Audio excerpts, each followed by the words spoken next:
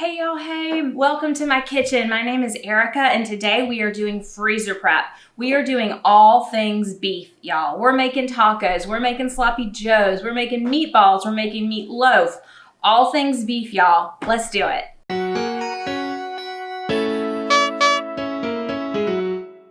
While I am putting my apron on, y'all, I have to wear an apron. I'm a messy cook, y'all. I just wanted to say welcome to anybody that is new to this channel. We do all kinds of meal preps around here. We do what I eat in a days. We do what's for dinners, all things low carb based. So if you think you would like these kind of videos, I would love for you to take a second and give it a thumbs up so that I know to make more of this kind. And also, if you are new to me, I would love for you to subscribe. We do so much fun stuff around here. And if you are coming back, welcome, welcome. If you know me, you know I'm kind of a hot mess in the kitchen, but the kitchen is my happy place. So today, we're just gonna get down to it and knock out a bunch of great freezer meals. Let's do it, y'all. All right, y'all. I did say all things beef. Look at all this beef, y'all. We are gonna stuff our freezers. We're gonna make sloppy joes. We're gonna make taco meat. We're gonna make miniature meatloaves, meatballs, all of that kind of stuff, y'all. And then also I need to make my keto crumbs. So I've got a bunch of pork rinds, nutritional yeast, and Parmesan cheese. This is what goes into my keto breadcrumbs, y'all. Okay, let's get started on cooking up some beef. So I'm gonna get 2 pots going. One's gonna be the taco meat, one's gonna be the sloppy joes. So I'm gonna hit saute on here and let this start getting up to temperature. And then we're gonna use this big Dutch oven because it has a lot of surface area because I wanna do 4 pounds at a time, y'all. I'm gonna put this on like a medium high and we are going to get going on this beef, y'all. I have 4 pounds of ground beef. All of it is grass-fed ground beef. So we're just gonna put 4 pounds in each one, y'all. I'm just gonna add a little bit of bacon fat for this to get cooking in. If I don't sling it everywhere, we're gonna do the same thing over here. Probably a couple tablespoons of bacon fat. This is 85-15 meat. Break this all up. Probably gonna chop up an onion to add as well, but I want to get this started. And I like it to brown, like literally brown, get a little crispy brown on the bottom. So I kind of just get it going and then set it and forget it for a little bit. Definitely need to keep an eye on it, but I don't want to move it around too much is what I'm saying. We're going to go ahead and put in some onions in here, and this has been sitting for a few minutes browning, so we're just going to get this all stirred up in here, and then we're going to start adding our seasoning here in just a few. All right, we're going to add some onions in this as well, y'all. I'm thinking we're going to try the method where we add a little bit of water to this and let this cook, y'all, like pressure cook. I've never done that. There we go, y'all. We're putting a cup of water in there. I'm gonna go ahead and get some seasoning going in here. This one's gonna be our taco meat, y'all. Remember, this is 4 pounds, so about a tablespoon a pound. 1, 2, 3, 4. We'll be adding more stuff later, but we're gonna go with this. This is a complete experiment, y'all. I have never ever done this. Top on. We are on sealing. We are going to go to meat. I'm thinking 10 minutes. Should be plenty. This one is starting to get nice and brown, y'all. We're gonna start adding sloppy joe type ingredients to this. I wanna make sure that we season it every step. So that is about a tablespoon of toasted onion. Now we're gonna go in with some garlic and herb. You could totally use some fresh garlic here, but I'm not. And then we're gonna go in with Keto Chop House. You could also use Grill Master from Fresh Jacks. Any kind of like hamburger seasoning, steak seasoning. Get this started to mix up, y'all.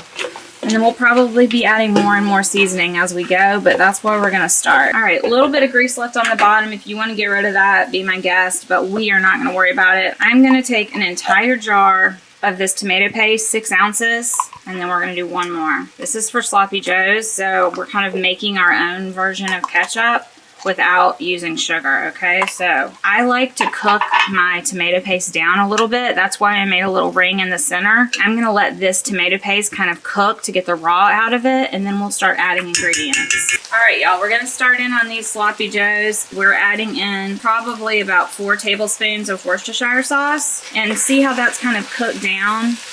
Now we're going to kind of get it all situated within all this meat, and then we're going to add water because, again, we're kind of making our own ketchup. So we're going to need to add water, and we're going to need to add a sweetener because ketchup is sweet And sloppy joes always are a little on the sweet side, right? So we need to do that. But I like to get the tomato paste mixed really, really well in with all of my meat before I add anything else. I'm not sure how much water I'm going to end up adding, but there's a cup. I'm guessing we may do 2 cups of water. Yeah, we're going to need more water because we need it to be able to cook down, and that absorbed all of it. So we're going to double that. Sucre and Gold. This is my brown sugar alternative, my favorite brown sugar alternative. So I'm going to start with 2 heaping tablespoons, and that may be it, but we'll have to taste and see, y'all. But we're going to let this cook down, so I'm kind of going to bring it to like a little bit of a simmer. Let it start boiling just a tiny bit, and then turn it down and let it simmer, which is about where we are right now. And we're going to let this simmer for 5 minutes or so, and then we'll taste and adjust. While we're waiting on the sloppy joes and the tacos, we're going to make our keto crumbs because these are going to go into our meatballs and our meatloaf. And I'm completely out. When I make keto crumbs, which is my breadcrumb alternative, I make a ton. And then I store it in the freezer and it lasts pretty much indefinitely. And I usually go through it within a couple months. So I make a ton at one time. We'll only use a little bit of it today. But remember, work smarter, not harder, right? So one of the things I like to do when I'm doing freezer preps is make a ton of things and then divide it up. All right, that's what we're gonna do. So what I do is I literally just take plain pork rinds. You could make them with flavored pork rinds if you want. A lot of flavored pork rinds have ingredients that are not awesome. Plus, I like to flavor these depending on what I'm making with them. So I go very basic on my base recipe. I get these at Aldi's for, I don't know how much, like 70 cents or something. Also, you do not want to over pulse. If you over pulse, then it becomes like a paste. So use the pulse and go pulse, pulse, pulse until it's all, what is the word? Crushed. But I do it in batches because if I now add more to this, I'll end up making that paste, and that is not what you want. So I'm just going to take the top off. The dogs love when I make this because it's impossible not to drop, and they absolutely love pork rinds. So I just keep dumping them into a bowl, y'all. I did 6 bags of pork rinds from Aldi. And then you're going to add Parmesan cheese and yeast. I will link a video down below. I did a shorts video and showed you exactly how I do it. It's also in my cookbook. So I don't really measure anymore, y'all. I used to. We're just going to put in quite a bit of Parmesan cheese.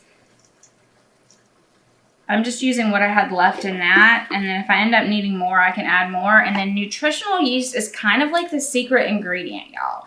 Nutritional yeast. You can get this on Amazon. You don't have to get this exact brand. But I promise you, it just does something special.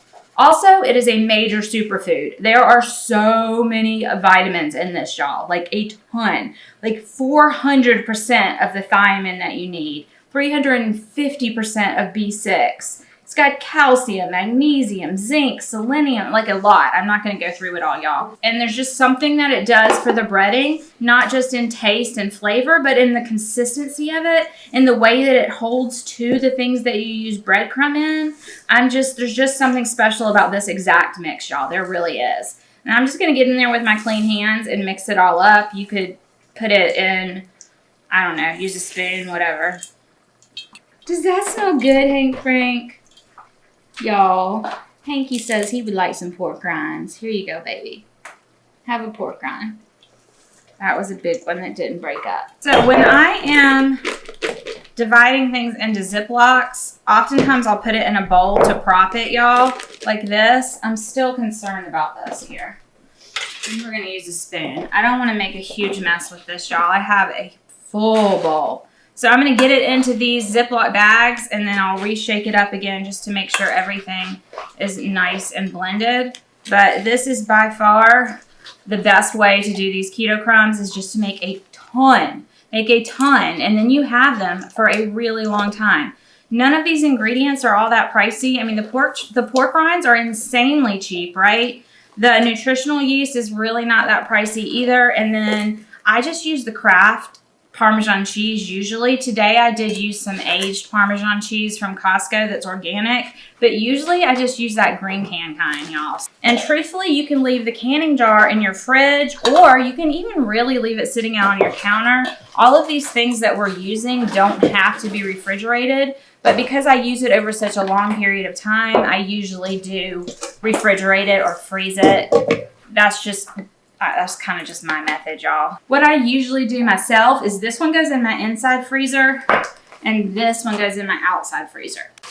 Okay, I think these have pretty much absorbed the liquid, so we're gonna taste this. I'm gonna taste test and see what I think. All right, y'all. Very hot. It's sweet enough, I think. Jack taste. Needs more flavor. Maybe a little more Worcestershire and a little more like spices. That's what I think. Okay, we're gonna go. I just added some more Keto Chop House, and then we're adding a couple more tablespoons of Worcestershire sauce. I realized what it's lacking, y'all. It's lacking yellow mustard. You can use mustard from the fridge, but I have this mustard powder.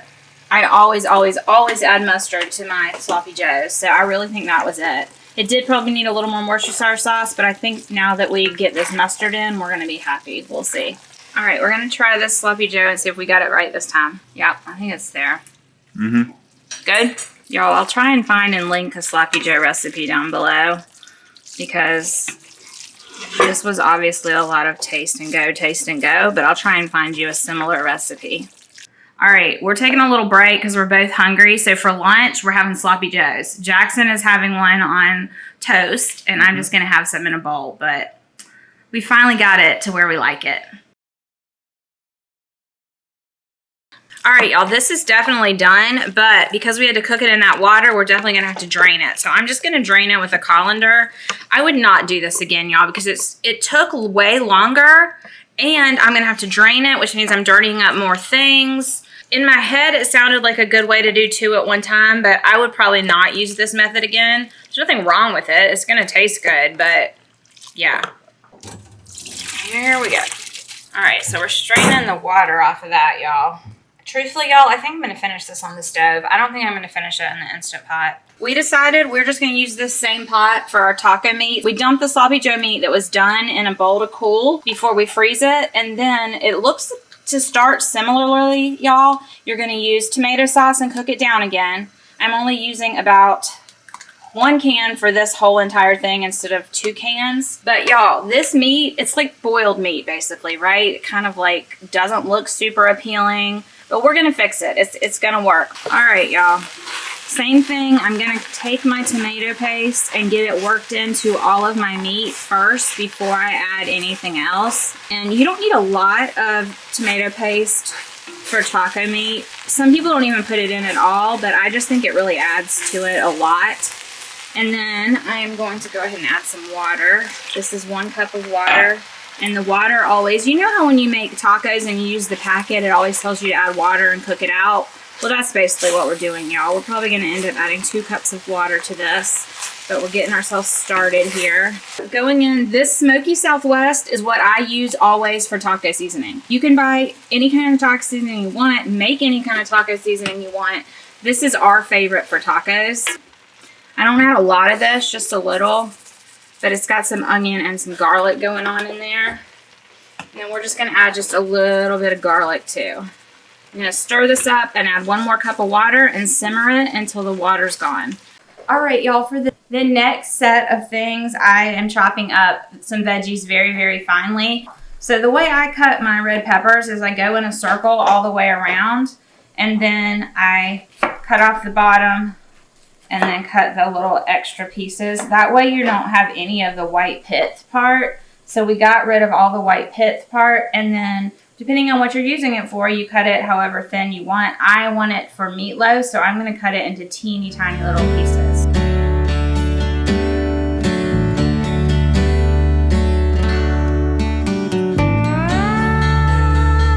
I'm going to just go back and forth until we have the really, really finely diced.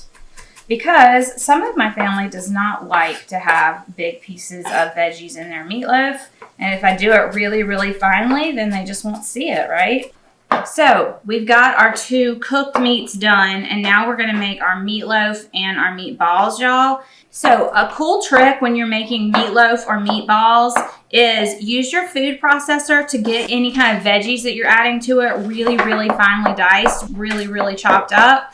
And it will combine more easily and your family won't see it. It's a way to hide stuff in there very easily. That was my plan. After I made my breadcrumbs, I was going to then just use that same food processor because we're going to use those same breadcrumbs in what we're making. And I was going to pulse these up, but I forgot and put it in the sink and they're all wet and I just don't feel like cleaning it. 2 things that you can make a million different ways just based on your flavors, right? Whatever spices you put in them is what you're going to end up with. So we're going to make Italian meatballs. Italian meatballs, y'all. And then the meatloaf, we're going to do kind of like a Moroccan harissa style kind of, which I've actually never done, but it sounds good. So we're going to use chipotle peppers and some Moroccan harissa blend. And then also our veggies, and my secret to any kind of meatloaves or meatballs is my Keto Crumbs. It helps it hold together really, really well, and people have no clue that it's low carb. No one ever has a clue. People love my meatloaf and my meatballs, and every single thing we've made today, technically low carb, technically keto. Depending on what you serve it with, it stays keto or not, right? But every single thing I'm making today is 100% keto. It's just how you serve it to your family. Like, for instance, Jackson just had that sloppy joe. He put it on bread. So now it's a regular standard American, but a little better because no sugar, right? I think we're going to saute today. Again, if you're trying to hide veggies in for your family, if they're crunchy, they're going to feel it, right? So I am going to saute all of these. So there's some bacon fat. Again, cook them in whatever you want. I like adding layers of flavor. So we're just going to get these lightly sauteed so that there's no crunch left. All right, while this is sauteing up, I am going to get some garlic chopped up too because I am going to add garlic at the last minute. But we're just got this over kind of a medium low and we're just going to let it simmer. These are some big pieces of garlic, y'all. That's a big piece of garlic. We're going to add our garlic in. We like a lot of garlic. If you don't have to add the garlic. But see, this is about ready. We're just going to let the garlic cook for a couple of minutes, and then we're going to let this cool off a little. It smells like a pizzeria. It does smell like a pizzeria. I always add garlic last because you do not want to burn your garlic. If you burn your garlic, you absolutely have to start over. There's 0 saving. All right, welcome to my little garden. People are mowing, of course. Welcome to my little garden. This is my mint, which you're not supposed to be able to kill, but it's not really growing all that well. Here's my little tiny basils. Again, they're not so much working, but here's my oregano, and it looks really good. Look at all this oregano, y'all. So we're gonna chop some of that, and then, let's see. Should we chop some parsley? I chopped parsley the other day, y'all. There's not much parsley left. I'll get a little bit. And then I think that's more oregano back there, y'all. We've got some thyme going. But the 2 things I really wanted to grow, the cilantro and the basil, are not really, neither one are doing amazing. Such is life. Look here though. You can actually see some little peppers. Look at that. They're starting. All right, y'all, we got our herbs from outside. I'm just gonna use my knife and choppy chop. We got oregano and we got a little bit of parsley going on. So I'm using my new knife. I did a video with this brand before, I don't know, a couple weeks ago, and it's a really great ceramic knife. If you're interested, it'll be linked down below. Today's video is not sponsored by anyone, but I did want to point out this knife because it's relatively new to my knife arsenal. What I have in here, y'all, is 2 things of pork sausage and 1 pound of ground beef. That's what we're going to use, and we're going to use all of these fresh herbs for this. And then we're going to use some dried herbs as well because I only had so many. All right. To this, we're going to add a good portion of our veggies that we had just cooked up. And then the rest of the veggies will go in our meatloaf. I'm not quite prepared, y'all. I need egg. Absolutely have a fresh Jack's obsession. I know. All right, so There's all the basil that we have left. All of this garlic and herb that we have left, because again, that's like a teaspoon. Parsley. Again, with meatballs, y'all, whatever kind of meatballs you want to make, whatever kind of spices you want to use, right? Oregano. We have our keto crumbs that we just made. Basil. Okay, we're going to go in with half of a cup of keto crumbs. So we've got that. And then we're going in with 1 egg. And I'm just kind of mixing it up. There we go. And then we're going to get in here with our hands and mix this together. I may add a little bit of tomato sauce to this, y'all, if it needs some liquid. But because I'm using all these fresh veggies, I may not need that. I forgot salt and pepper, y'all. Definitely want to use salt and pepper. So Jack's going to help us here.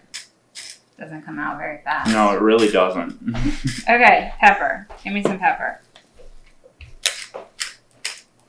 We actually have an open cracked pepper. That would have been nice to know before I started grinding, but now I'm committed. Now you're committed? Okay, that's good. And then as you're putting this together, y'all, you can just decide by feel if you need liquid or if you need some more binder.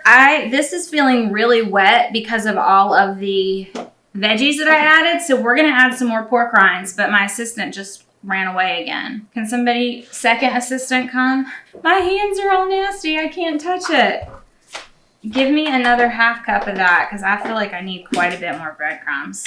If you are not following this recipe and you don't do low carb, you can totally use panko crumbs or Italian breadcrumbs, or take some white bread and grind it up and make binder out of that. But this is going to be low carb, but in a way that nobody will even have a clue that it's low carb, which is what I like about these breadcrumbs, because they work just like regular breadcrumbs and they don't give you any different taste. They really, really don't, y'all.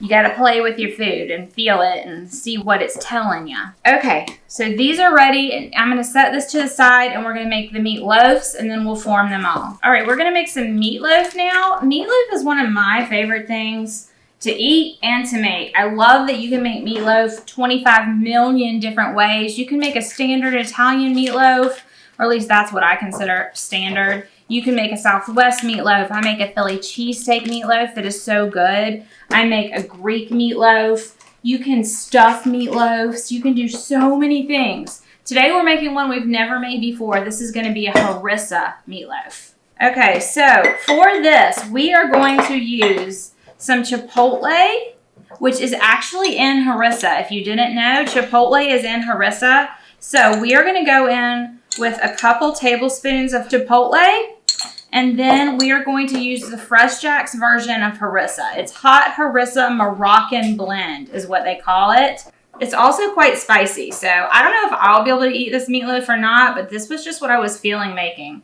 So we've got all of that in there. We've got the veggies that we had, and I poured in a bunch of the breadcrumbs already, the keto crumbs. So I'm just going to start mixing and then decide what else we need. Y'all, when Jackson leaves me and I have to do this by myself, I'm going to have to wash my hands every time I need something. Like, what am I going to do? I may have to turn Jason into my assistant. Jason was my breakfast assistant the other day, and while it was a hot mess, it was still easier and better than doing it by myself. So crack that egg right in there, Jack. I'm just going to use my hands to kind of scramble it up. There we go. Okay, y'all. Because I have never made this before, this is a trick if you are making something new, okay? Meatballs, meatloaf, anything like this that you can't taste. You know how we always make things and taste it? So what we're going to do is take a little small ball of this and put it on the stove. We're going to cook it and taste it to see what we need to do with this, because I have never made this flavor profile meatloaf and I just don't know. I'm just cooking this up so that we can taste it. It's about done.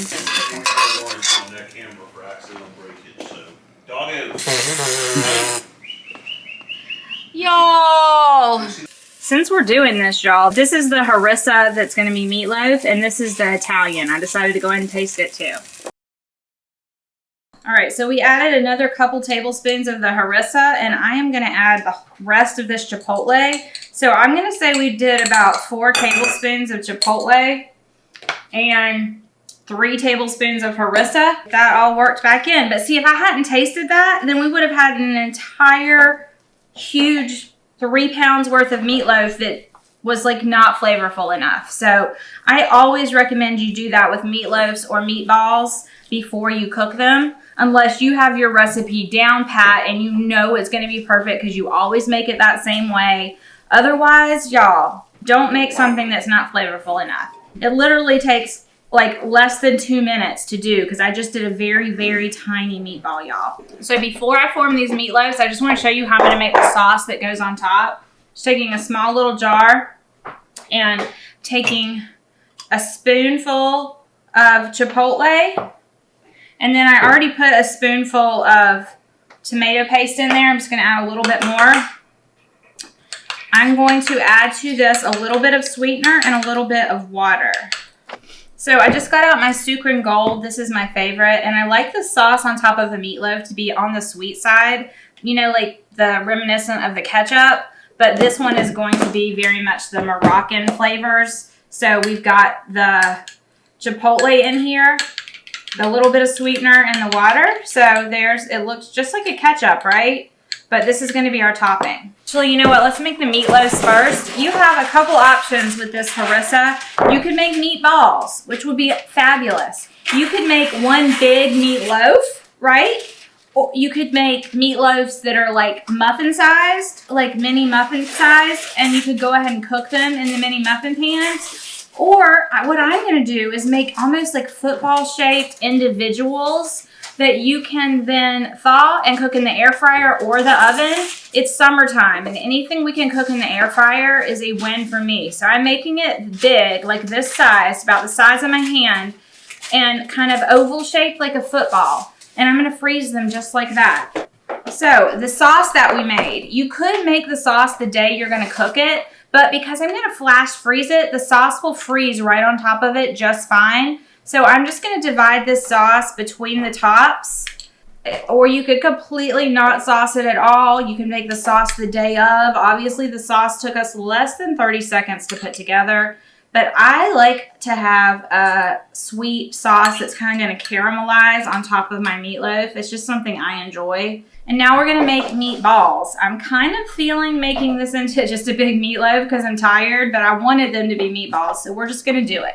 We're just going to do it. It won't take that long. And again, with meatballs, you can make humongous meatballs. You could make teeny tiny baby meatballs, whatever size you want. My advice is just to make them all about the same size so that they're going to cook about the same time. Again, we're going to flash freeze these. So once these are completely frozen, then I'll put them in Ziploc bags. And I will write on the outside of the Ziploc bags that these are uncooked because I do often pre-cook my meatballs, but I don't want to turn the oven on, y'all. So I'm just labeling all of these little Ziplocs. We're going to fill up Ziplocs with the taco meat, and we're going to fill some up with the sloppy joe meat. And then once all of that is done, I'll show you everything that we have accomplished today. I feel really accomplished, and I know this is going to help make the next few weeks easier. All right, y'all. So we got a lot accomplished today, and I'm feeling really good about stuffing my freezer. We have our meatballs. Remember, I'm not baking these. You totally could bake them and then flash freeze them. But I just don't want to turn on the oven today, so I'm going to flash freeze them like this.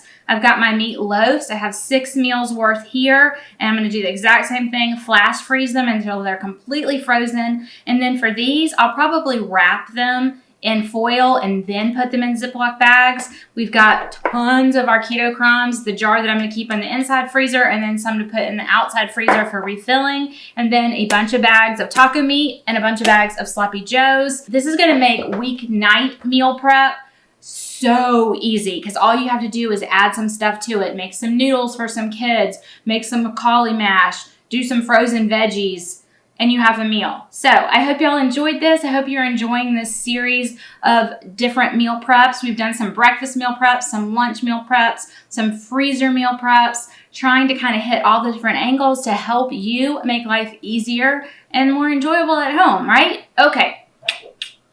Bye, y'all. Be blessed. I'll see you again really soon.